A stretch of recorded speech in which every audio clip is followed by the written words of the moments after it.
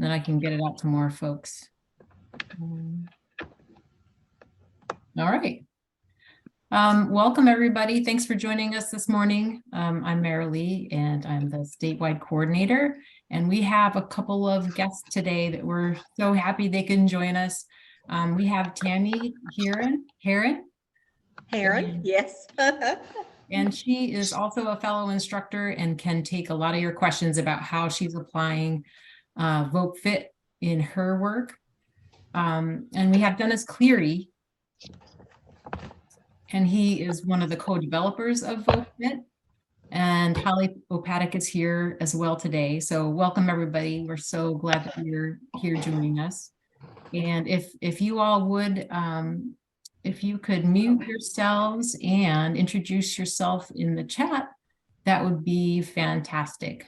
So I'm going to first turn over to Tammy, and she can talk about her experience with Vogue Fit.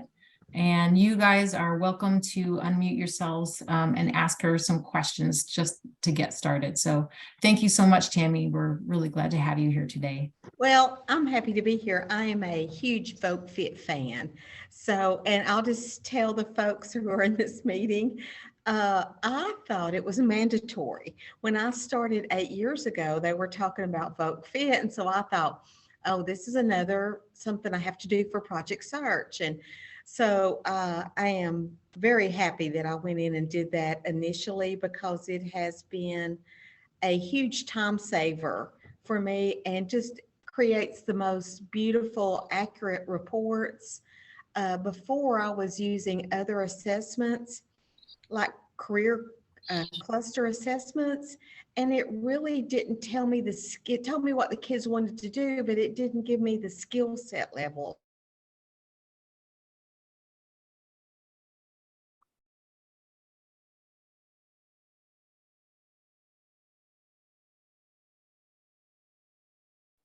Uh-oh. I'll give her a second to unfreeze here. And then you can do the assessment on them. And then you get all these beautiful charts and graphs that you can use to take, and you can use them in many, many different ways. So let me tell you some of the ways that I have found to use VoCFit. First of all, about 3 or 4 years ago, Dennis, wasn't it, they started making it where we can do comparison reports. Mm-hmm. Yep. So about 3 or 4 years ago, initially you just did a report, and then you could do another report if you wanted to, and then one later on. But now they have comparison reports. So you can actually look at where your students are when you take them and bring them into Project Search, and then you can monitor them and do a comparison report, and then do one in the end so you can see how much growth they had. So on there, it's really easy to do, and I don't know that everybody does them, but I print this little form. It says VoCFit, and it's got all the stuff on it and their name at the bottom. And I taped his name up so you couldn't see it, but I let the kids do an assessment to start with when we do one after we've had them about 2 or 3 weeks in the classroom. And we'll let them fill out one, and then the instructors and the job coaches will fill out one. And then we look at hours and make sure that they kind of fit together and that we're in agreement. And then I will take them and put them into the VogueFit computer system so that we can get some documents and printouts and tell us where they're at, how they're doing. It's very interesting on these VogueFits that they fill out, because usually we run the spectrum from I can do everything to I can't do anything. Okay, so it is a very beneficial that it tells me sometimes that they don't want to work outside, or they don't want to work in extreme heat, or they can't work in cramped spaces. So when we go back and look at that, we can kind of get an even more deeper insight to what the intern wants to do and how they do it. So what we do is we set this thing up, we let them do one, we do one. I put it in to the computer, and I can generate all these beautiful reports on that.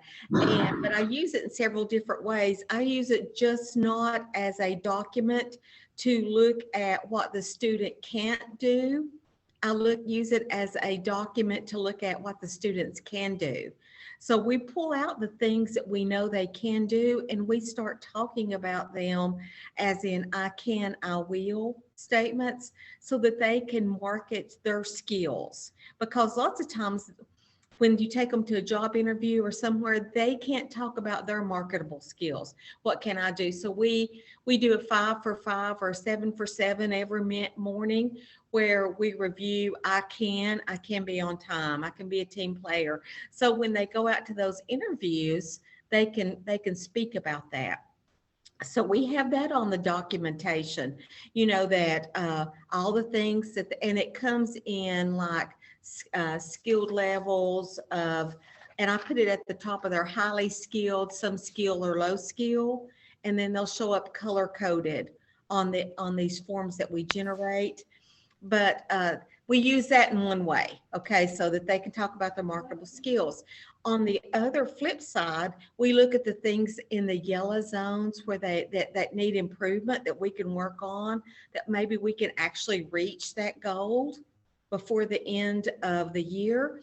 So I use those to write IEP goals and objectives. So if I have a student who has difficulty completing tasks accurately, that's right off the VogueFit. So I could use that as an IEP goal, and I could say, across environments, the student will work appropriately in so many given tasks, ever how you write your IEPs, okay? So then I can measure it at the beginning, and then I can go back and measure it about December, and I'm fixing to do all my VogueFits again in December. And then I can look at it at the end to prove that we have made improvements with those comparison reports, and that we had mastery on our skills. Now, most of the things that are on this VogueFit, I know everybody's not from Tennessee, but we have to do occupational diplomas. So we can take the information off these VogueFits and put them into our occupational diploma schemas, so that we can look at those and say, okay, this is already checked off, this is mastery. So not only does it fit our IEP goals and objectives, it fits our occupational diploma goals. And then we can also use it at the very end of our IEPs in their senior year for their summaries of performance. Does anybody else do summaries of performance at the end on your IEPs? So all that stuff can be meshed together into a beautiful document that works for their summary of performance. So it's not just a one-time you do an assessment to figure out where they are. You can continually build on that assessment, layer things, and then use it for all. We play bingo with it with our I cans, okay? We play card games with it, that we pass around and get 3 matches, okay? I can be in dress code, okay? So that just reminds them. So there's all kinds of different ways. Think outside of the box when you think about your VogueFit. Yes, and I'll just say it is a phenomenal assessment that you can go in. You can set up and create it quickly. It takes me about 20 minutes to do an assessment on somebody. And the information and the documentation that I get from it, I get graphs and charts and pie charts and all kinds of different things. The things that you get from it, I take them to my IEP meetings. Okay, I click them right up on the board and I say, look, this is where your students at. And everybody go, oh, that's so beautiful, Tammy, you do so good. I really didn't, okay, but they think you did. Okay, so you can take and put that in and use that for your actual IEP meetings. So if you're not using VogueFit, and if you think of other ways to use VogueFit that's kind of out of Dennis's box, let me know, because I'd like to use it that way too. There's just lots of ways we can brainstorm to use this VogueFit, and it's based on what's it called, Dennis? What assessment do you?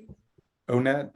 The ONET. And the ONET, if I'm not mistaken, it tells you what career clusters you can be in, but it doesn't tell you how they do in those. Does it, Dennis? It doesn't give you the No, it's like an interest profile, not a skill profile. Yeah. Not an assessment. It's just like an interest profile. And so that's the reason I love VogueFit. In fact, a lot of the folks here in Blount County, we're going to start trying to use the VogueFit and follow them all from middle school. Can you imagine that? Following them from middle school all the way to the way they graduate and marking their progress on the VogueFit and doing comparison reports. Wow, that would be a phenomenal tool for us to use so we can monitor their progress. So I know you probably have some questions. If I can't answer them, I'm sure Dennis can, because he is the king of VogueFit. Prince, since what's his name was just in town, I'll go with Prince. Oh, the Prince. Yeah. Oh, come on, people now.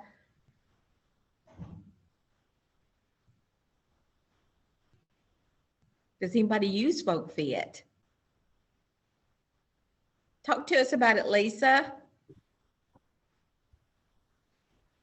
Well, we definitely we dove right into it this year. So I had done it, and the skills trainer from the agency and the paraprofessional. And so we all were trying to get really familiar with it. And I had a one-on-one with Dennis, which was awesome, really helpful. And so, yeah, I found it really helpful, and I was able to now get all that information even into the portal. And so I feel much further along than I did when I first started this year. And I was like, oh, wow, that seemed like a big thing ahead of me to try to figure this out. But yeah, it's much more, what's the word I'm looking for? Manageable, where before I thought it was going to be much more intensive and time consuming. So it is, and the more you use it, the more friendly it gets. Matter of fact, it gets almost embarrassing how quickly you can go through and do an assessment on somebody, and then to have all this information that's generated. I'll tell you what I did too. On my assessments on my Easy IEP, I actually I copied and pasted my VogueFit and downloaded it down to my Easy IEP on those documents we could upload, you know what I'm talking about, and put it on there. So when somebody monitors mine from the state, they're going to think, wow, okay. Or they're going to think, why did you put this much information in here? We don't need to know. But I did actually put it on there and upload it on my IEP. And so it looks really professional and really good. And it gives, if somebody were to open this document and get one of my students who they did not know, wow, when they open that and get that document, just think of how much insight it would give that educator on that student. You know, they already have all this information. They know what the student can do. You know, they know what career paths they can job match, okay, for that. And if you're not using the job matching, it's ideal too, because it lets us, I had a little guy who just absolutely wanted to work in landscaping. And I'll just tell you, I looked at his skin and I knew he'd never been out in the sun in his life. Okay, because he was what? So I'm like, are you sure? And then when we talked about, he was a good fit, he could do a lot of those things. But when we looked at his VogueFit, he did not want to be outside. He didn't want to work in extreme conditions, things like that. So the VogueFit can, even though it might be a good match, when you start to look at it and talk to the students individually about what they want to do, it can help guide you. Yes, this would be a fit. You can do it, but is this really what you want to do?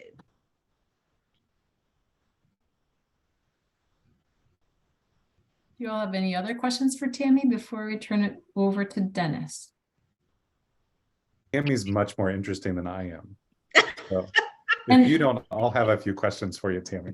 And if you're not using VogueFit, get on there and use it, because I know you're going to think, oh my gosh, it's just more things I have to do. But I'm telling you, once you put that input in, and all your information is it's very easy to use, and you will not regret it. You can send me a thank you note, okay? A gift card, okay? about, gee, Tammy, I wish I'd listened to you 5 years ago when you said this is wonderful, because you will not regret it when you get it printed out and you get it in, and there's a little initial effort that you have to make on the top end. But once you get it in, I'm telling you guys, it works, and it fits with so many areas and things that we do. You know, you don't just use it as that one assessment. It can use it on IEPs and writing your goals, and you know, we have to tell their strengths at the beginning of the IEP, you know, so you can use all that stuff in there. You've already got it in your hands with the evidence to prove it, a hard document to prove that with. So if you're not using it, you're missing out. I do always have one complaint, Dennis. What is that complaint? Which one? The amount of ink it takes. Yeah, sorry about the color ink. I know. Yeah, the colored ink. So I don't print the whole document. Yeah. I print parts of it because you know, we're teachers, we're poor. We don't have money for ink. So I hear you. listen, I hope you guys have a lovely day. And if Actually, Tammy, Wendy has a question. Sorry, I missed the beginning. Which report do you use the most? Let's see, probably the main skills assessment. I do use the job matching report, but just the general skills assessment is probably the one I use the most, because I pull the most information off of it, because I can pull my objectives off and my goals and my, at the end, my summaries of performance, and all that could come off of that. The job matching reports I do run and look at, but probably the most beneficial is looking at that main skill set of what they can do and the improvement they make over increments of time. Mm-hmm. So that's probably the one I use the most. And Tammy, another question came in. Tell us one more time what game you do with VogueFit.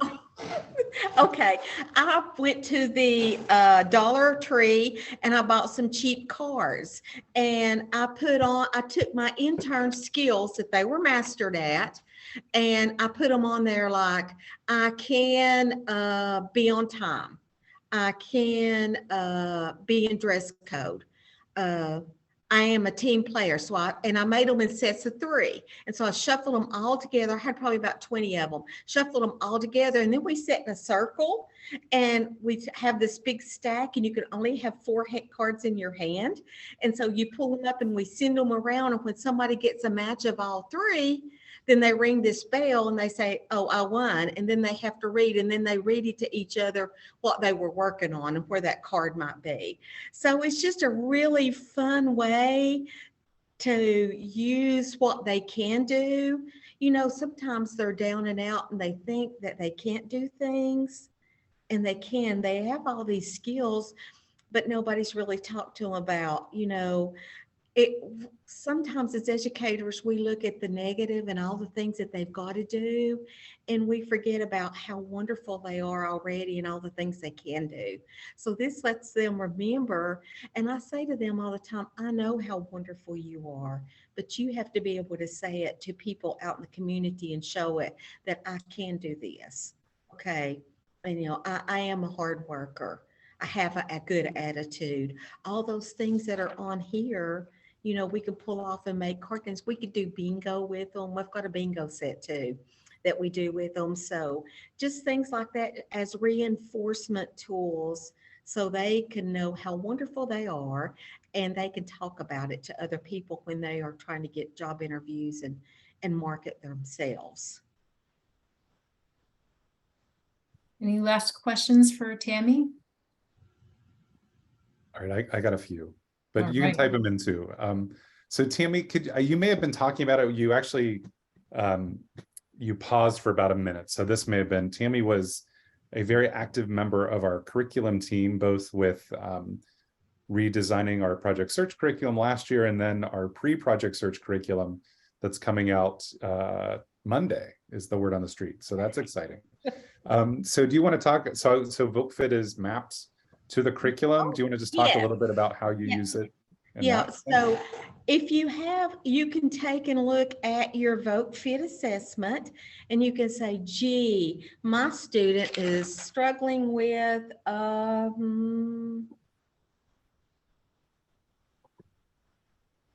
looking for a harder one. I thought you Dealing, had paused again. no. I'm sorry, I'm looking at our thing. So dealing with conflict. My student does not communicate well and they're having trouble dealing with conflict. So what you can do is open your lesson plans and run down the side margin and you'll see something called VogueFit crosswalk. So those deficits that your students might have are entwined into that lesson plan. They're meshed. So you can run down the side of it and say, oh, this one talks about communication and conflict. This is be an ideal lesson plan for this student. So not only are you have all this other stuff to the side, you can look at their deficits from the VogueFit and follow those and find the lessons that fit those deficits in your project search lesson plans. Okay, so here it again, it all comes over and fits into a picture together. So once you do your assessment and you see where your students are lacking in skills, you can go to your project search lesson plans and you can map that out and see when you want to start working on those, where those deficits are, so that you can get them up. So when you run your comparison report in the next time, hopefully some of those deficits are not on there. So it fits right over and it fits. We thought twice about putting it on the pre-curriculum, but we did go back and add it onto that too, because VogueFit is free. And so our feeder schools can also go into that and use it. Related to that, do you use it as part of the application yet? I know some places have started to do that, especially during COVID. They were using it. If they couldn't have an in-person skills assessment day, they were sending it to some of their feeder teachers to fill out. We have done that because we are blessed to have with us on our team job coaches that will do work-based learning and community-based learning. And so many times if we don't have a good grasp on what a student can do, usually our project search actual internships won't start till about 2 to 3 weeks after school starts, because one of our rotation sites is at a college and the college opens later than we do. So that gives us some ideal time to get in there and get to know the students. However, sometimes we don't, and we can send it to those job coaches and we don't even have to send them. We can just send them a link to fill that out on your VogueFit. They can fill it out and send it back to us. So we do use that also as another resource for us to get information on that student about what they can do and what they can't do. So you can share that link with their teachers and instructors. And like I said, when you go to look at it, it's really not that involved for them to go through there and check that list of what they can do, what is an emerging skill and what they can't do. So we do also with our job coaches and that feed us into the program. Wonderful. Any other questions, Dennis? No, thank you so much, Tammy. I could You're listen to you welcome. speak all day, literally. He's just making fun of my accent. I'm not. I love your accent. I'm from Ohio. It's the land of no accents. We're just sort of a little bit If I can everybody. help any of you guys get started or figure something out, or if you come up with some really good ideas, I appreciate you sharing them with me, because I'm always open to new ideas and fun ways to use the VogueFit, just besides, no offense, but out of the box of assessment. Okay. So thank you for creating that. It has been a blessing for us. It really has. It makes a difference. Tammy, can you go ahead and put your email address in the chat and then folks can connect with you? And I will. thanks so much. Thank you guys. And I hope everybody has a lovely day. Thanks, Tammy. Now I'm going to be boring as all heck now for the next hour. They're gonna demand Tammy comes back on. So but thanks for your time, Tammy. I really appreciate it. Thank you. It was fun. It was a few years ago that Tammy, I think, was the first project search instructor to present on VogueFit other than Andy and myself. So it was so fun to sit and, this thing that we created to have somebody else be able to talk about it and to talk about it really better than we do. So. And when I did that, it was probably kind of rude because I didn't even say to them, do you want to come? Do you want to have input? I was just so excited about this tool Mhm. that we had and that we could use it so many different places. I was just so involved in that. And then Dennis came into the meeting and I was like, oh, I should have asked him. I'm pretty intimidating. You guys have a great day. Thank you Thanks, for Hannah. having me. Thanks for being with us. All right. How do you follow Tammy? So Tammy's is just wonderful. So thanks. And those of you that asked to have kind of a teacher perspective, we have a short kind of a 3-minute teacher video, but Marilee, I'm gonna, if that's okay, snip Tammy's talk and start using that with folks as well. So anyway, so thanks everybody for being here and thanks for having me. We're going to talk about VogueFit, which is my life's work the last 10 or 12 years. And just my disclosure is that I do own 50% of the intellectual property of VogueFit along with Andy Persh. We created it when we were at the Ohio State University. I moved to Indiana, he moved to Colorado because he's smarter than I am. And so we both own 50% of nothing because VogueFit is free. So, but the intellectual property is ours. And we are committed to continue to make it better. And that's what we are doing. We partner with Project Search throughout the development of it. So excited that it's now part of Project Search. So we are saying it's required for everybody for you to do. So we're committed to, whatever supports you're going to need. What we found is that the people that were kind of early adopters were pretty savvy with technology. And if you need a little bit of extra help, just feel free to reach out to me. And so my email is there. It's dennis.cleary@cchmc.org. But we're going to talk about VogueFit, talk about hopefully it'll help to improve your practice, and then get some time on the website to show you around, do kind of the tour. Bob from Sesame Street just passed away yesterday. He was such a character in my youth. So, it's always brought to you by a letter, right? So instead of a letter that this is brought to you by, this is brought to you by our NIH study. So we are looking for folks 18, and actually it's 18 to 26 now with intellectual or developmental disabilities. Intellectual disabilities who are engaged in employment training. So anyone in Project Search would qualify. Folks that are even doing pre-ETs outside of Project Search can qualify for that.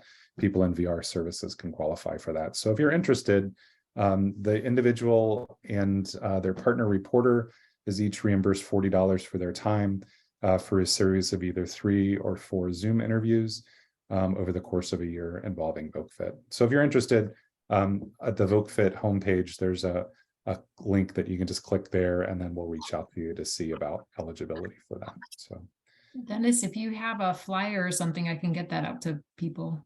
Yeah, absolutely. I will. I think, did I send it? I think I sent it to everybody as part of this. I think I did. Maybe. I think I did. So anyway, but if not, I will take a pause and I guess I'll send it to you afterwards if not. So VogueFit is this 133 item assessment. So we're going to just talk about the assessment very quickly. So when we think about what VogueFit is, we first of all assess a task, assess a job or an internship that we're asking people to do. And then we assess an individual to see what their skills are and see how well suited they are for that job. So if you think about your own job and the requirement, high demand, some demand, low demand, to concentrate on tasks without becoming distracted. Is there a high demand, some demand, or low demand for that? If you think about lifting 40 pounds as part of your job, is there a high demand, some demand, or low demand to do that? And then if you think about working with external customers or the public, high demand, some demand, low demand as part of our job. So as we think about it, for most of us, we would say high demand with working with external customers, lifting 40 pounds, lower some, and then concentrate on tasks, probably higher some in terms of what our jobs are on a daily basis. Now, when we think about our own ability on these 3 things, same thing, high ability, some ability, low ability. concentrating on tasks without becoming distracted, high sum or low ability, lifting 40 pounds, high sum or low ability, and then working with external customers, high sum or low ability. So that's really what VogueFit is in a nutshell. It's doing an assessment of ourselves, doing an assessment of the job, and then looking to see how well suited individuals are for that particular job. So the really cool thing about VogueFit is that in addition to doing that, we can measure change over time. So we can really look and see what is somebody's ability on day 1, what is somebody's ability on day 45, day 90, day 135, and then we can see hopefully growth over the course of the project search year. So what is VogueFit in a nutshell? It's this free 133 item web-based assessment. As Tammy said, we have another 2-hour talk on how we developed 133 items. 108 of them are from ONET, and then 25 of them, which are one of the categories, general work skills, we developed with Project Search, which you can think of really as a lot of soft skills that we're spending a lot of our time in Project Search helping people develop.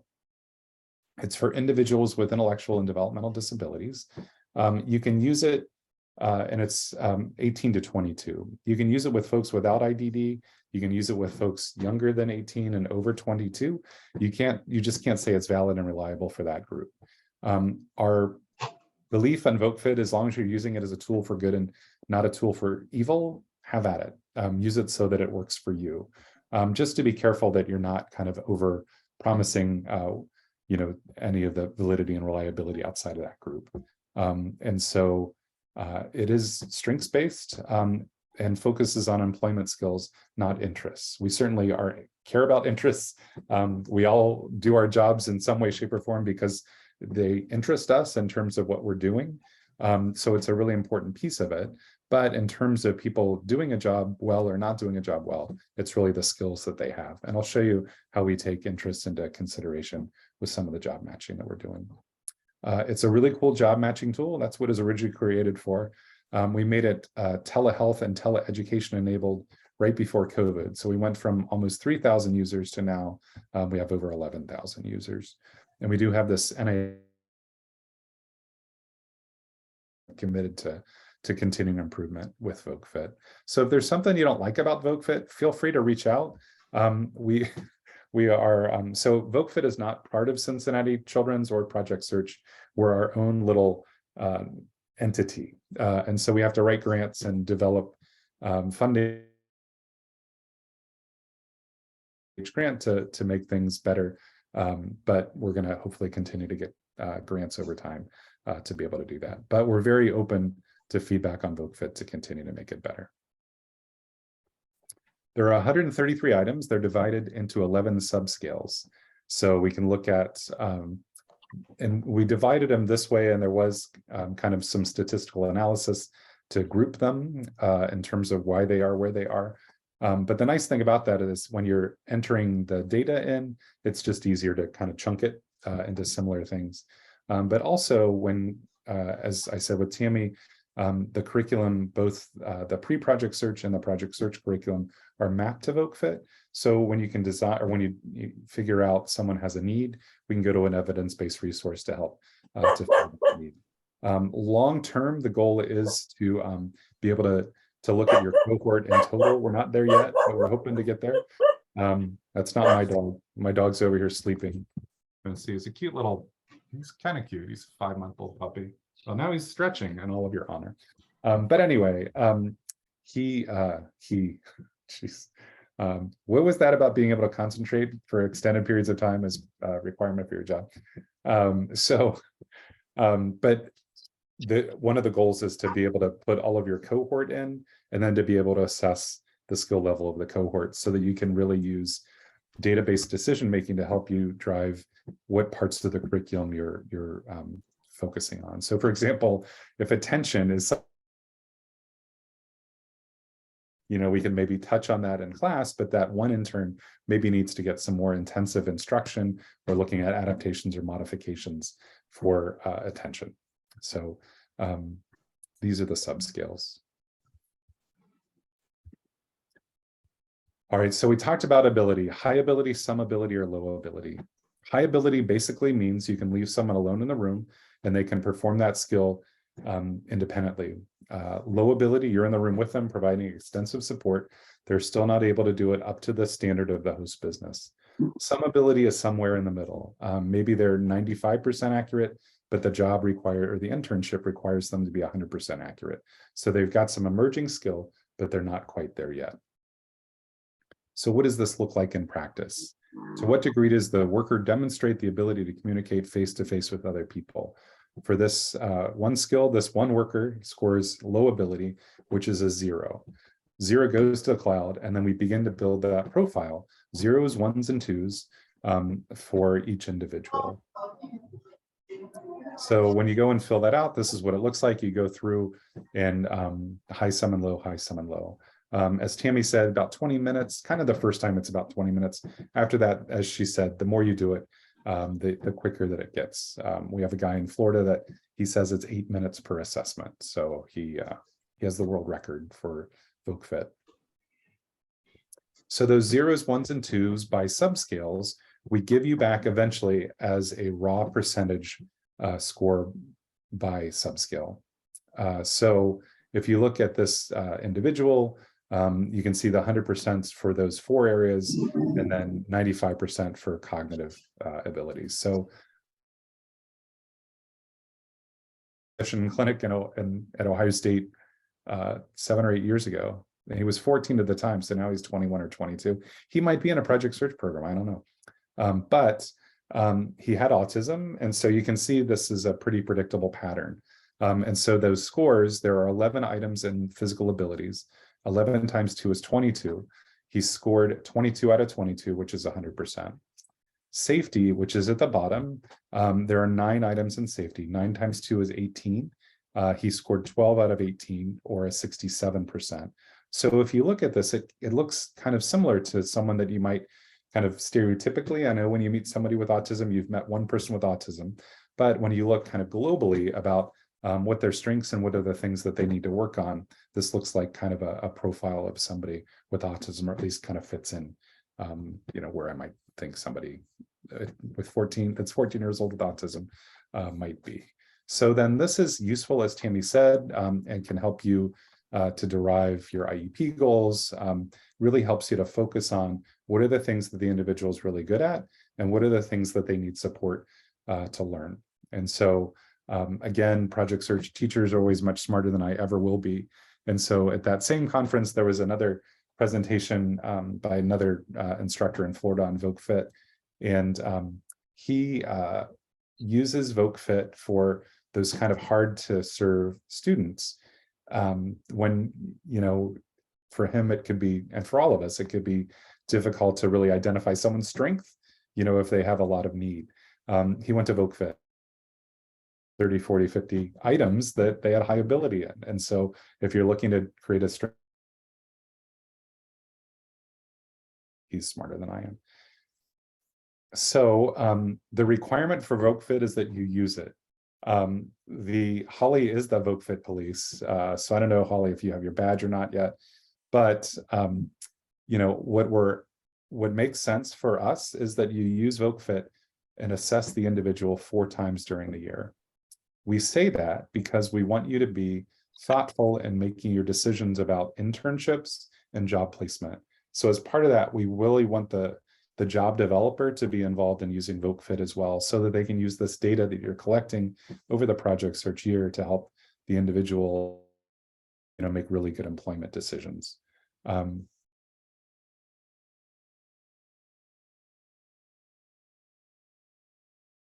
If you have a 2 or 3 week period where you are, kind of doing their orientation, kind of starting to do some work skills with folks, that usually by the end of week 2 or week 3, you're going to be able to assess them. You're probably not going to be able to assess them as well as you can at the end, but you want to put that data in so you can at least have a good start to look and see what skills somebody has and what are the skills that someone needs to develop.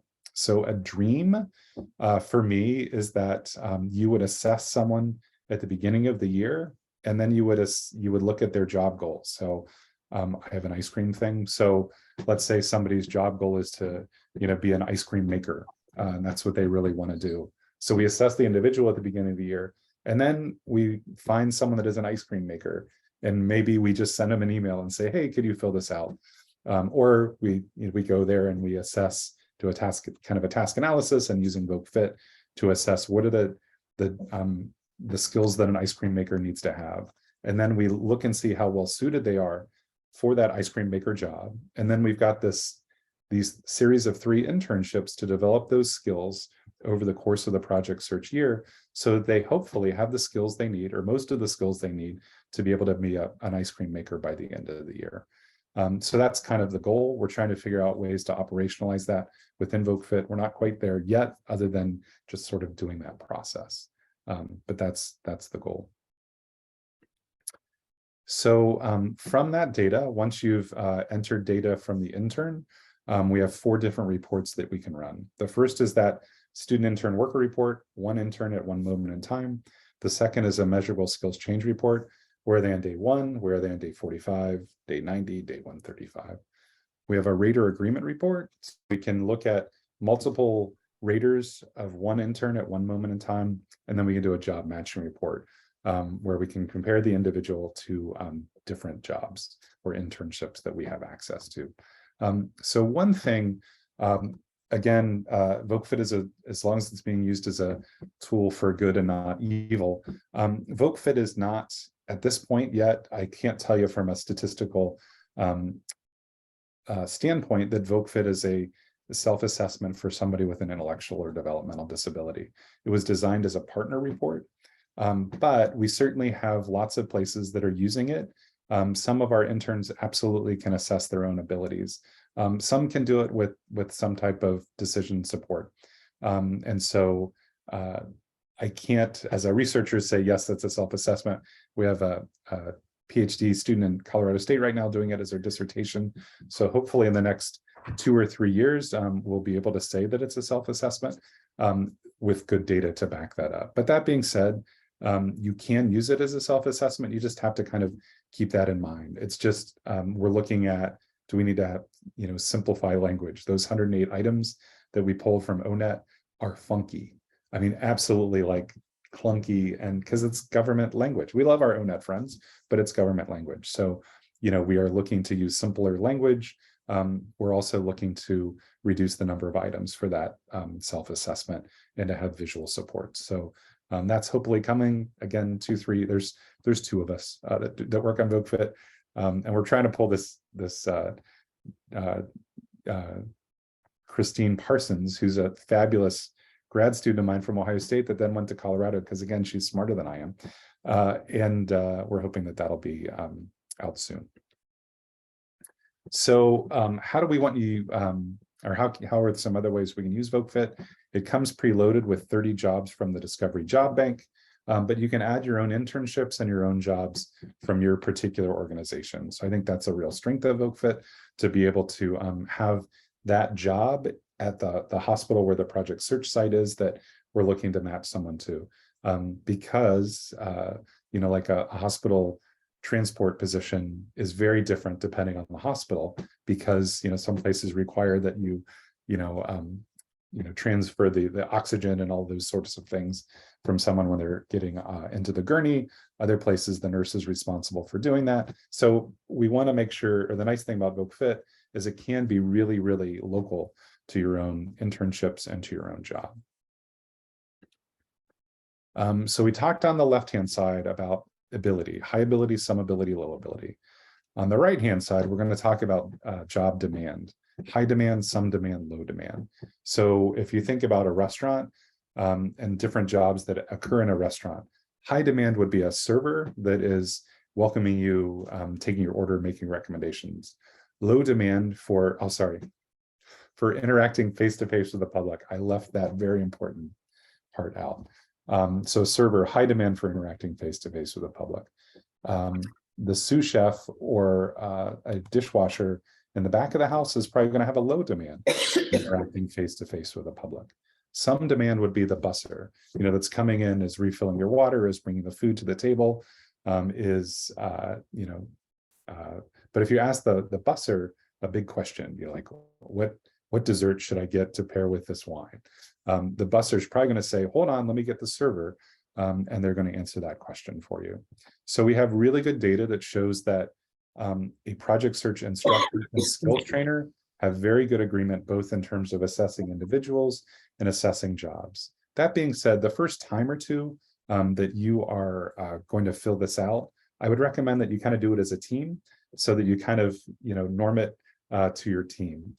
VogueFit is not a standardized assessment, meaning that we are not comparing one individual to a larger group of individuals.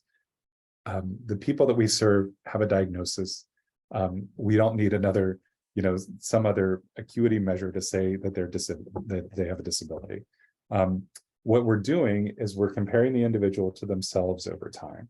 So the cool thing about that is that philosophically, it's a very different approach than do they have a disability or not. And so that's one thing that we were very intentional about doing because we want an assessment that's going to be useful to the people on the ground that are actually doing it. As part of that, we intentionally chose to do a 3-point scale instead of a 5 or a 7-point scale because there is 700,000 people leaving high school each year with IEPs.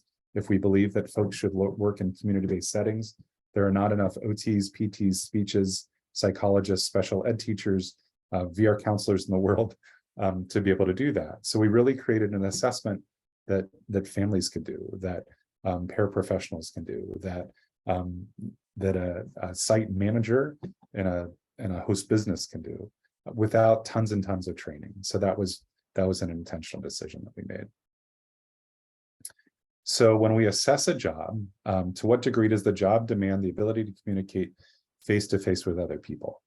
This particular person scored some demand, which is a 1, goes to the cloud, and then we begin to build the profile for all those 133 items for the job. The cool thing about it is we can assess an individual multiple times over the course of a project search year.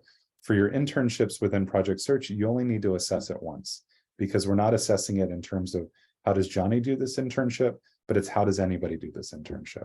So I know we all have hopefully good relationships with our host business, so we can transition internships a little bit to really meet the learning needs of our project search instructors.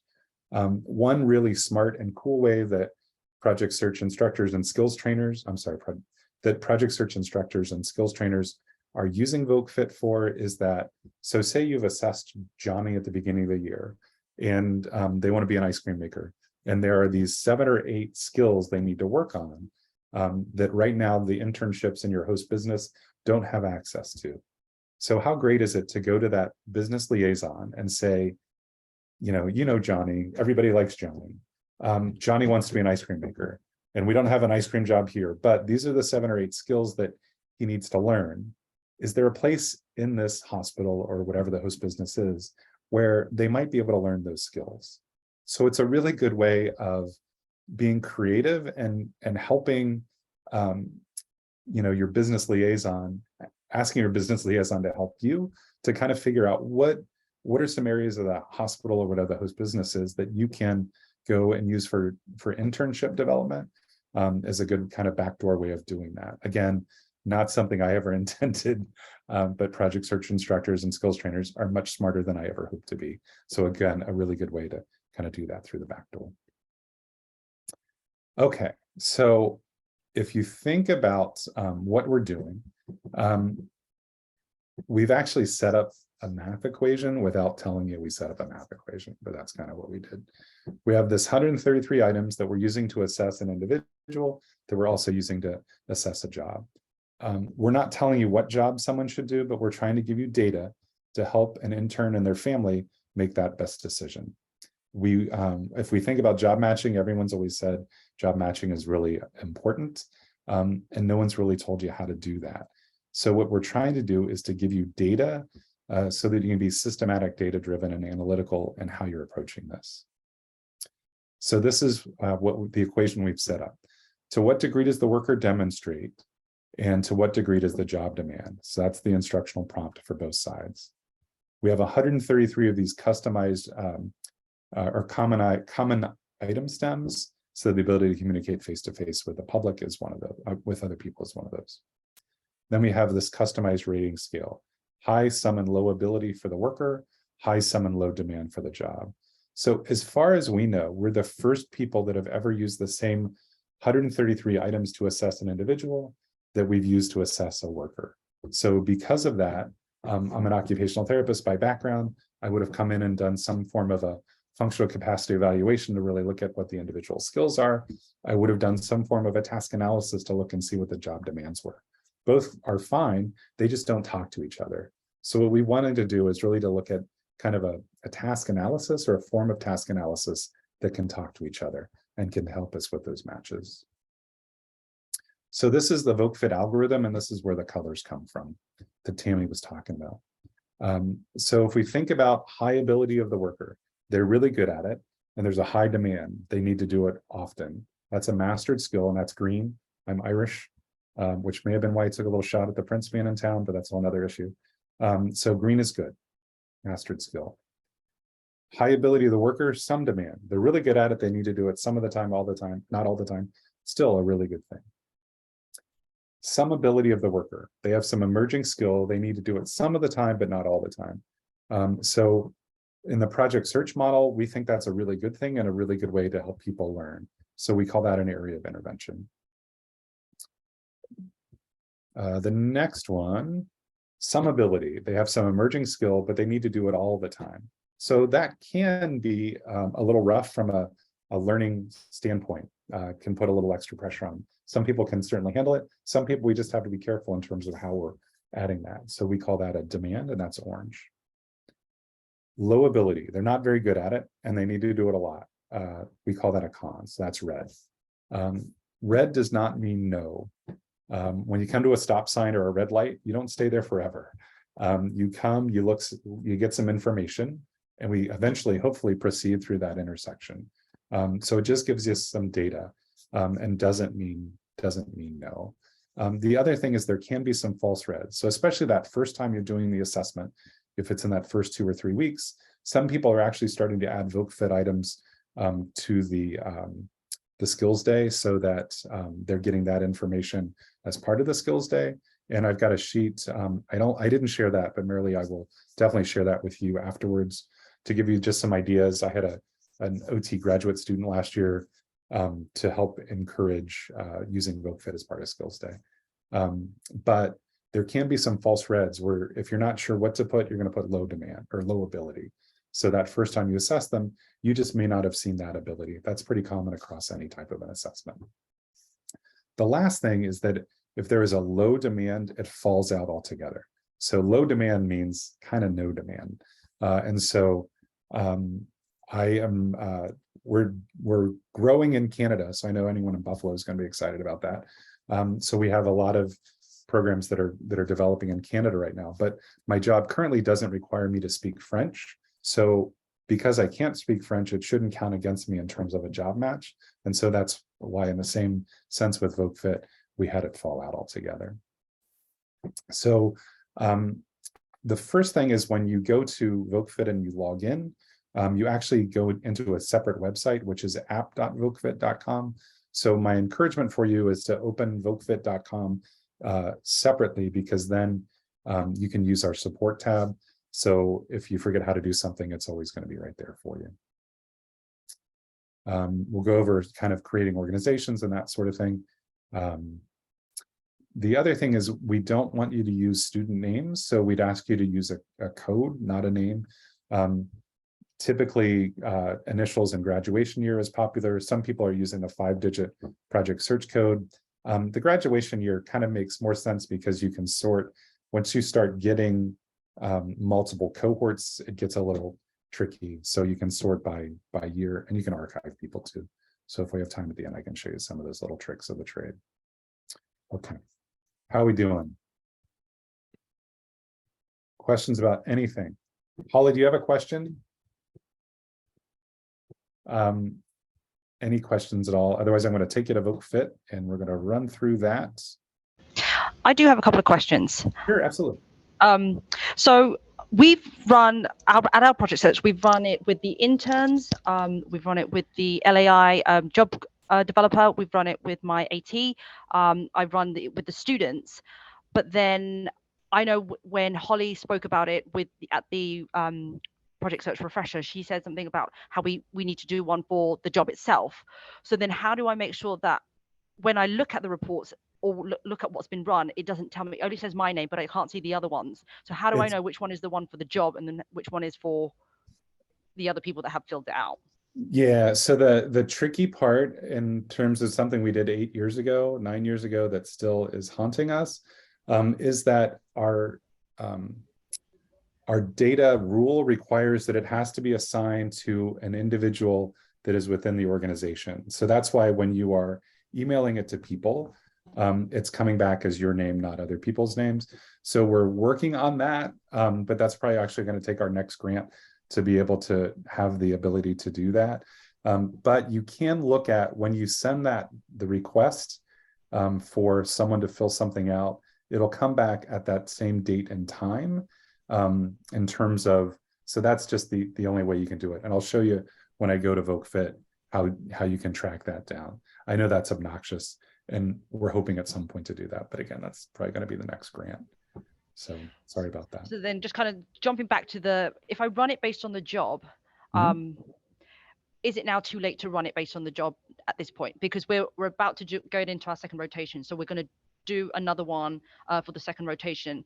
Would you say it's beneficial for all the team to do it as well as the interns? No, I think what I would do at this point is really whoever typically at this point, I think it's trying to have one person that kind of is responsible for assessing the individual for the VogueFit that you're going to use to plan the next internship. Does that make sense? So you've got this second internship they're about to start. So it's going to be really useful to know what their current skill level is so that you can use that data to plan your second internship. So like if it kind of, and also relates back to their job goals. So what are the things they really need to work on? And then how is this internship you're setting them up for going to be helpful to you or helpful to them to learn those skills they need to meet their job goal? Does that make sense? Yes and no. That being said, so in an employment planning meeting, it's really useful to send it to the individual. It's really useful to send it to a family member that's going to be there because it increases the participation both of the individual in the employment planning meeting, but also in the family. So for example, if you've got, Aunt Lois is maybe their guardian. And if we send them the assessment to fill out about their niece or their nephew, and they come to the employment planning meeting, they've contributed to an assessment and they want to see how their score matches up to other people's scores. So it just kind of naturally brings up their level of curiosity, I think. And it's not that someone is right or someone is wrong, or Aunt Lois is right or Aunt Lois is wrong. It's that I'm an occupational therapist, so context, the environment someone is working in, and expectations for what they're going to do in that environment have a huge impact on behavior and skill level. So for example, my daughter, who is now a freshman in college, last year before she could graduate, she had to do her service hours, and of course waited till the last week to do the service hours. She went to a homeless or a soup kitchen and helped make food, and then she was very proud when she came home that she had done dishes for 200 people. And I've never seen her do a dish in her life at our house. So apparently the environment here and the expectations here were not quite as high as they were when she went to volunteer. So it's just natural that you're going to be different in different environments. But it's a good way for families to kind of understand that, and in some ways to help them encourage their young folk to have higher expectations at home as well. So did that answer your question, Wendy? I don't want to go on before. Hey, Dennis, Christine Gusky has a question. Okay. Hi, Christine Gusky, project search at Upstate Medical University in Syracuse. Great. I am considering using portions of the VogueFit assessment for teachers of record as students are placing applications, so pre-acceptance, so that we can get more information. Yep. We're finding that teachers will make a global statement like, oh my goodness, they would be perfect for project search because they really want to go to work and they have just so many skills that they already need. And then the student comes and there's a real disconnect between what someone who sees them an hour or two a day, 2 days a week is versus what we see in the classroom. Yep. And I'm looking at just a few sections to potentially have a teacher of record provide with the application so that we have a bigger breadth of information instead of some kind of global statements from teachers. Yeah, no, that's and, great. You said, as long as we're doing good, no harm. Yeah. I'm wondering if that would be appropriate to use just certain sections and perhaps certain portions of certain sections for additional information gathering. Yeah, so this is the research egghead side of me that comes out that you can't really pull VogueFit apart in terms of how it was created. So my recommendation would be to have them fill the whole thing out, and then maybe you're going to just use parts of it, which I think would be great.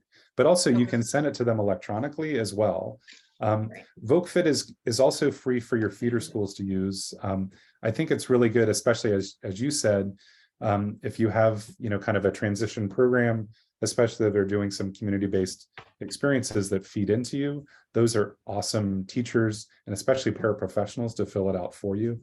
That like I love math. If there are any math intervention teachers here, thank you for the work you do. However, that is not the person that's probably going to be really great at filling this out because we're really interested. There are certainly some academic skills on VogueFit, but we're really looking at more community-based skills that we're assessing, if that makes sense. Thank you so much. Sure, absolutely. All right, how we doing? Any other questions?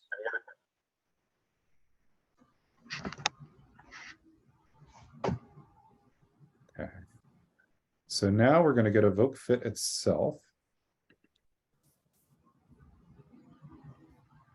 And did I send, I think I sent to everybody just at least the first, I think there were 3 documents, if not I meant to and I dreamt it, that were the VogueFit Get Started Guide, the 133 items of VogueFit, and then also the NIH recruitment flyer.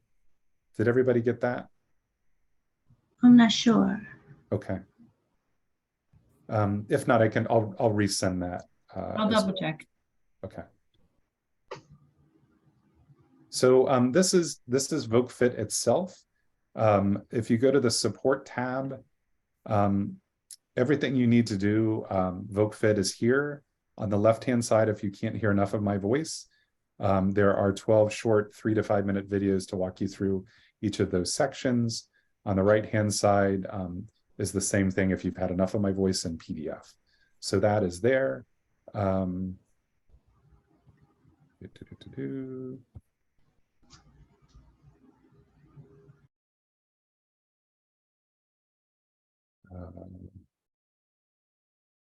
So now I'm going to log into VogueFit. And this little Zoom link just keeps getting in my way all the time. So if I'm going to log out real quick. If you have not logged into VogueFit before, up in the top left-hand corner, if you click on create an account, you'll just go ahead and fill out all that information, and then you register your email. So that is just an individual registering. Once you've registered your email, you need to register an organization. And so mine looks a little weird because I'm in lots of organizations. But to register a new organization, you're going to click here, and then you're going to fill that information out, and then you're going to create an organization. That takes a couple minutes. I'd ask you not to do that right now because that is the most intensive part of VogueFit. And so when we have a lot of people doing it at once, it kind of shuts the site down.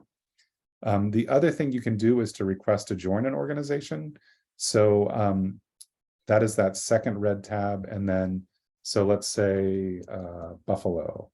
So Buffalo, there has to be something in Buffalo. Isn't there something in Buffalo? Buffalo. Nothing in Buffalo. There is not. Oh, okay. Mm-mm. Well, there should be, shouldn't there? Yeah, it's just a little outside of it, so it's not in it. All right. Well, anyway, I'm having really horrible luck. So I'm going to just say, so Syracuse University pops up, and then you can request to be added to Syracuse University. There we go. And then once you request to be added, then whoever is the administrator of that account can add you to that. So let's say Cincinnati Public Schools project search. Anyway, it'll send them a request to add you. If someone is no longer with that organization, you can reach out to myself or admin at VogueFit, and they can assign a new administrator for that organization. So that's how you get added to organizations. We do that to help control who gets into organizations just from a data privacy standpoint. So I'm going to go into just a VogueFit test site. So this is all contrived data. So once we're in, the first thing you can do is add an intern or into that data. So I just clicked on add an internship data. I'm going to do initials and graduation year. The site is main, so you can create multiple sites with one organization. That's VogueFit 2.0, so we're not going to do that today. Primary area of disability, and that's their IEP qualifying diagnosis. Birth year, I'm getting old. Race, gender, currently employed, no. See employment, yes. Desired employment setting, ice cream. Hours per week they want to work. Please put at least 20 hours a week, or Holly will hunt you down. No, at least 16 hours a week, right, Holly? What's minimum wage in New York? It's probably pretty, at least 15-ish. So anyway, so we're going to add, so we've now added data about the student. So so this is that data, so you can see it there. And now we need to add information about the student, and we can do it in two ways. The first is we can ask someone else to do it. And so say, for example, you have this cooperating teacher that is sending, has multiple sites or students that are applying to your program.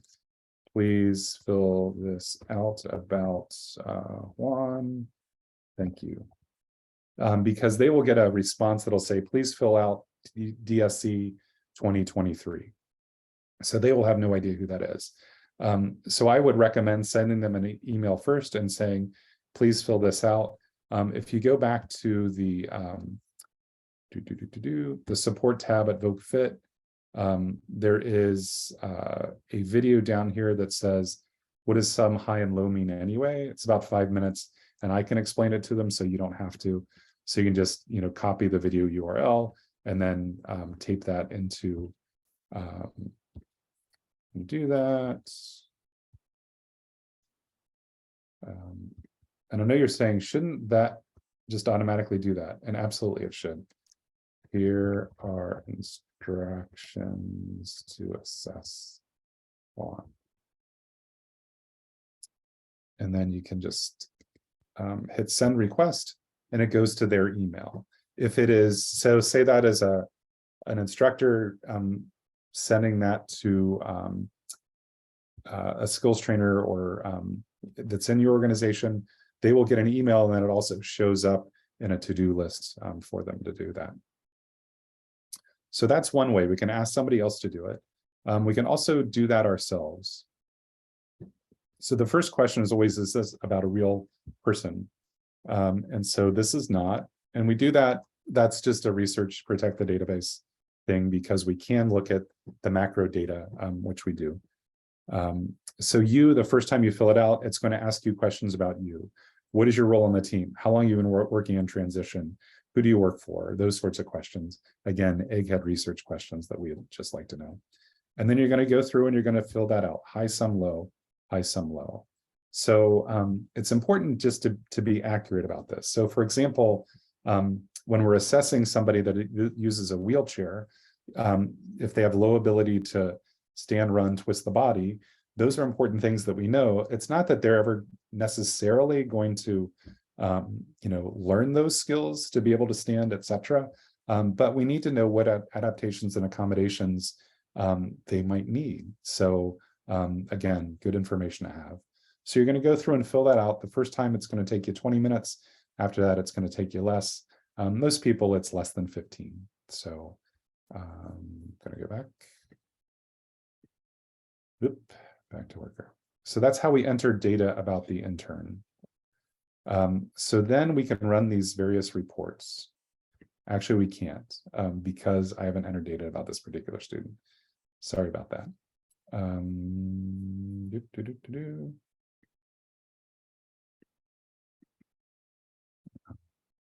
Just go to the dashboard.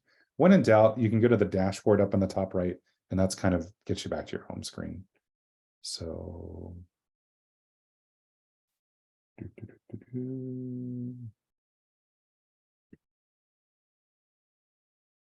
I'm going to go in here, and I'm going to go into a test student.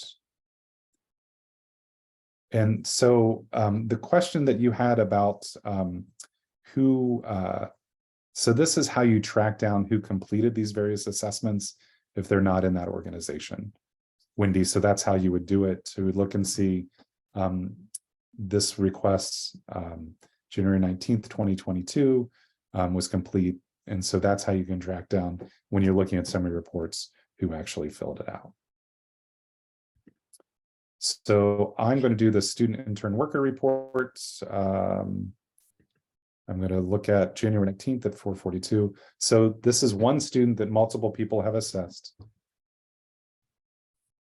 And then we're going to look and see what their skill level is across the board for that. So we can see physical abilities, they're at 91%. Interpersonal skills down here is at 22%.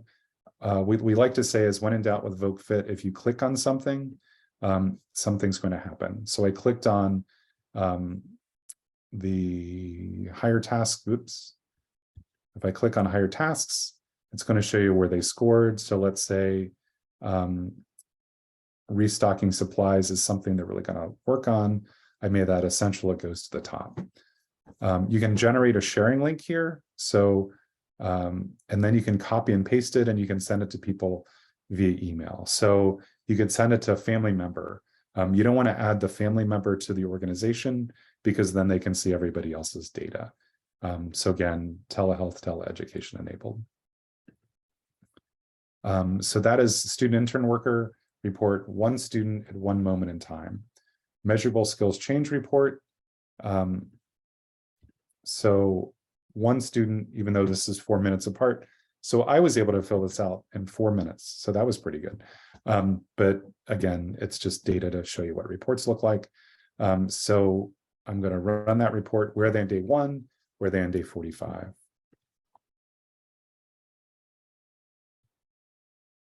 So now you can see, look, they're now at 100% across the board. Again, false data. Where are they on day 1, which is in the purple, 45 is in the green. And so you can also see percentage-wise, how did they improve over time? So we can look and see which one's not quite as obnoxious. Lower task skills, they made a 30% improvement. So you can see they went from some to high, some in various areas. Depending on the chart, you can go down and you can actually pull out and just look at individual items as well. Same thing, you can generate a sharing link and send it to anybody remotely in the same way. The third report is a rater agreement report. This is the one, so that last one, the measurable skills change report, interns love at job planning meetings because they like to see that they're doing better. And it's kind of silly, but even that first one, when you might have some false lows, it's kind of cool to see. It'll still show that they're doing better. So it's a nice way that they are getting better or making improvements. So that's a good thing. I'm going to just, again, this is just multiple people have filled this out for whatever reason. So this is just contrived data. So I'm putting I'll put one in there that I did too. 4 different data points. Now I'm going to run this rater agreement report. So theoretically, this is 4 different people rating one person at one moment in time. How pretty is that? So this is a radar plot graph or spider web graph. And so the overlap is where there's agreement, and where there's not overlap, there's disagreement. Again, that one that I created at the end, they're 100% across the board. You can even, if you want to cross one out, you can cross those out individually. Anyway, so it'll show you then what is the percentage agreement. Again, contrived data, but let's say for safety, I'm going to click on safety, and it's going to show you where you scored. So you said that they had high ability in safety. I think they have low or some ability in safety. This is why. Again, not that someone is right or someone is wrong, but it's getting a lot of times those types of issues that come out that are under the table on top of the table, so we can have those discussions. Same thing, we can generate a sharing report or sharing link and send it to other people, or other people in your team can just obviously, if they're part of the organization, can go in and see those types of things. So the last one is a job internship matching report. And when you run this, so it comes preloaded with 30 or so jobs from various sectors of the economy, or you can just show the ones that you've entered. So we would like for you to enter your internships for your site, especially during the holiday season, especially if maybe the skills trainer doesn't has a different vacation schedule than the instructor does. So it might be a good time for the skills trainer to spend that week inputting some of the internships. So I'm only going to show the Discovery Job Bank, and I'm going to click next. And so we're using this Amanda Schrader assessment. I don't know Amanda Schrader, so we'll see what it looks like. She's I think she's getting her Vogue. She's in a transition program at Kent State, because this is a site that I created for them. So anyway, so we're looking to see one intern versus at one moment in time, and how they compare to various internships or jobs. It's going to take about a minute or so to run. And hopefully it'll be pretty. Oh, good, it's pretty. I like when they're pretty. Lots of greens, yellows, oranges, and reds. So again, green, high ability, high demand. Lighter green, high ability, some.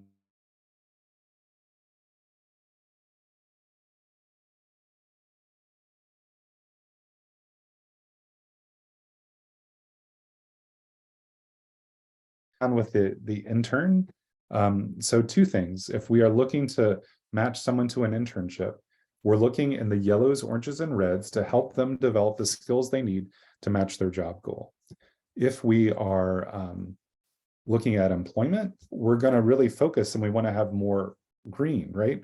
And then the yellows, oranges, and reds are what we're using for either looking at customization, or looking at developing a job coaching plan, or do we have some technology that can help them with that?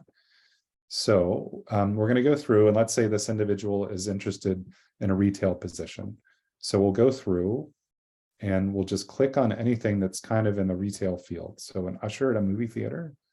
Again, some of them are a little odd because there's a couple of career clusters in ONET that are a little odd.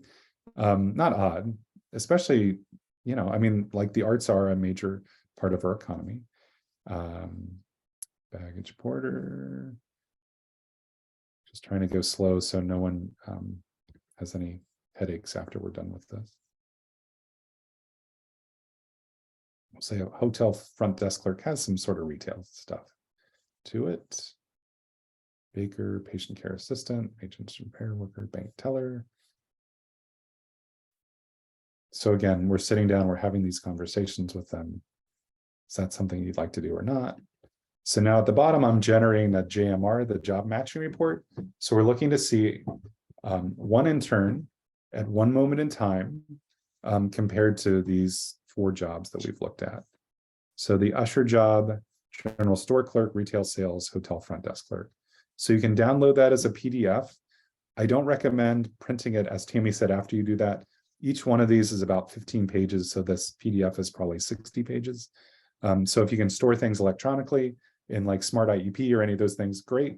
As long as it doesn't have a cap in the amount of size you can put in there. But anyway, or you can just do if you're going to print anything, you can do a screen capture of this and print that out. So this is one person at one moment in time, how well suited they are to each of these different jobs. So remember I said I don't speak French and it doesn't count against me. So the usher job has more low demand than the stock clerk, retail sales, or the front desk clerk. So that's why the bar graph is a different length. If you like pie, same information, just in pie form. And we are kind of in pie season. So if you like pie, you can do that. Again, when in doubt, click on something and it's probably going to do something. So I'm going to click on the usher job and it's going to go right to where I clicked, but it's going to show you the pros. So if you're looking at strengths, these are the things that Juan is really good at. He's cooperative and courteous, has great attendance, arrives on time and leaves on time. He's able to clean surfaces really well, and he's able to greet customers entering establishments. So those are strengths that are really good. So then what are the things that we need to help him work on? So these are the yellows, these are the oranges, and then these are the reds. So we're obviously not going to work on all of those at the same time. We're going to prioritize what is it that we're going to do. So we talk about the Just Right internship and project search. So how do we help somebody develop those skills in a way that's kind of appropriate for them from a learning standpoint? So how do we help them, get that support that they need so that they can do it eventually, but it's not overwhelming so that they kind of shut down from that. And those are things that you're really good at as skills trainers and instructors and other members of the team. So this is what that looks like. So when we're looking at job placement, so these are good ways to develop our job coaching plans and what are the things that they really are going to need to work on. So one thing is VogueFit never tells you what internship that someone should do or what job somebody should do. It really is about giving you some information so that you can make those decisions collaboratively to support the intern as a team.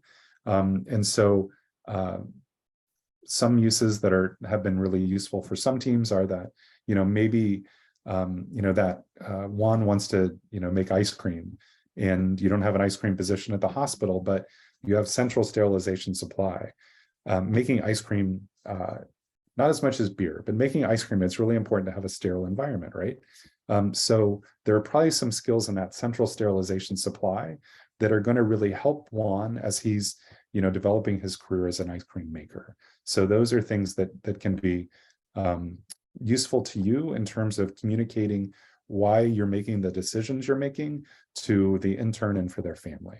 And just kind of adds that sense of professionalism. As Tammy said, they're pretty, but also that you're not pulling things from thin air, that you're making these decisions, based on data decision support, which is really what this is.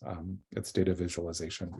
Just an example of this. So each one of these lines, believe it or not, is 800 different decision points that you're making in a pretty picture, because it's 133 items. Each of those 133 items has 6 different machinations that it can be. And so it's a good way for you to really look at that. So that being said, there could be one item in red that means that it's not a good fit for somebody. And those are things that as professionals that no assessment's going to tell you. But it's really how do you use those assessments to the best of your ability. All right, how are we doing? We have about 5 minutes.